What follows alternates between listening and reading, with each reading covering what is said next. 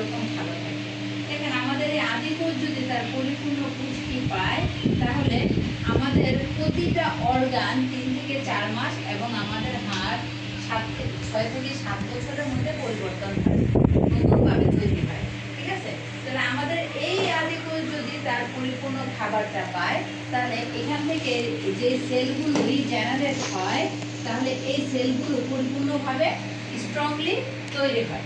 তখনই দেখা যায় যে আমাদের কি বলে যে ব্লাড, তাই না, অনেকে ব্লাড ক্যান্সার এটা কখন হয়, যখন তার ব্লাডে হিমোগ্লোবিনের ঘাটতি হয়, ব্লাডে হিমোগ্লোবিন তৈরি না হয়, তখনই দেখা যায় 3 মাস 4 মাস পর পর যে নতুন ব্লাড তৈরি হয়, পরিবর্তন হয়, ব্লাড নষ্ট হয়ে যায় বলে, তাই না, নতুন তৈরি হয়। তৈরি হওয়ার সময় যদি হিমোগ্লোবিন তৈরি না হয় তাহলে ওইটাকে বলে ব্লাড ক্যান্সার, তাই না।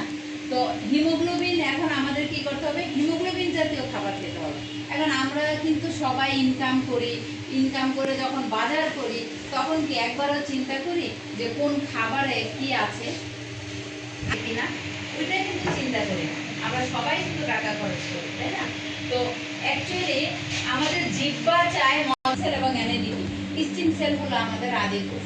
আদিকোষ থেকে যে অর্গানগুলো তৈরি হয় প্রতিটা অর্গানই হলো একটা এক একটা স্টিম সেল, ঠিক আছে। আর